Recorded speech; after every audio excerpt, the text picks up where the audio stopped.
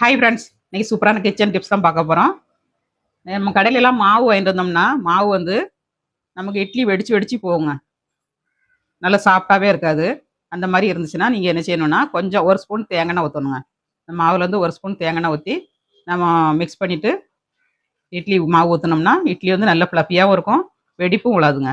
அதே மாதிரி நம்ம வீட்டில் அரைக்கிற மாவும் சிலவங்களுக்கு வந்து வெடிப்பு வந்துக்கிட்டே இருக்குது, நல்லாவே வரமாட்டேக்கு அப்படின்னா கொஞ்சோண்டு நல்லெண்ணெயாவது தேங்காய் எண்ணெயாவது ஊற்றுங்க. இந்த இட்லி வந்து சூப்பராக கிடைக்குங்க. இப்போ இட்லி மாவில் தேங்காய் ஆட் பண்ணிடலாம்.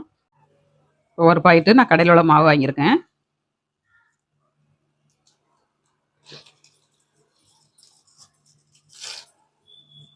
இது வந்து ஒரு பாத்திரத்தில் நம்ம கொட்டிக்கலாம். கடையில் வந்து எப்போதும் மாவு வாங்கக்கூடாதுங்க, ஒரு ஆத்திர அவசரத்துக்கு வாங்கிடணும்.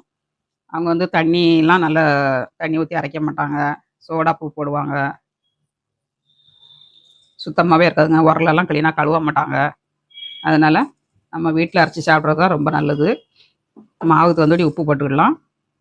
உப்பெல்லாம் கடையில் போட மாட்டாங்க. இதை நல்லா மிக்ஸ் பண்ணிடணுங்க. இந்த மாதிரி நல்லா மிக்ஸ் பண்ணிவிட்டு ஒரு ஸ்பூன் தேங்காய் எண்ணெய் ஊற்றிக்கோங்க.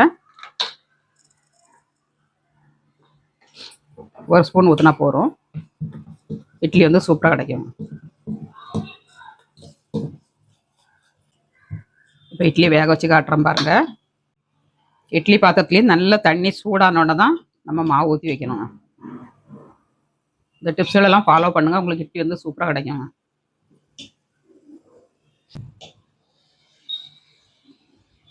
இப்போ குக்கரில் வச்சுக்கலாம். ஒரு 10 நிமிஷம் வெந்துருச்சுன்னா நம்ம கரெக்டாக ஆயிடுங்க. வேகட்டும். இட்லி வந்து வெந்துருச்சான்னு பார்க்கலாங்க. சூப்பராக கிடச்சிருக்கு, வெடிப்பே விழலை பாருங்கள். சிலவங்க வந்து கடையில் உள்ள மாவு வாங்கினாக்கே வெடிப்பு விழுவும். அதனால் ஒரு ஸ்பூன் தேங்காய் ஊற்றி பண்ணுங்கள். இப்போ வெந்துருச்சான்னு பார்க்கறதுக்கு இந்த மாதிரி ஒரு ஸ்டிக்கு ஊற்றி பாருங்கள். ஒட்டாமல் வந்துச்சுன்னா நம்ம எடுத்துடலாங்க. வெந்துருச்சு, நம்ம எடுத்துக்கலாம். கடையில் உள்ள இட்லி மாவில் இட்லி எப்படி வைக்கணும்னு டிப்ஸ் பார்த்தாச்சுங்க. அந்த டிப்ஸ் பிடிச்சிருந்தா லைக் பண்ணுங்கள். நாளைக்கு இன்னொரு டிப்ஸோட பார்க்கலாம். பாய்.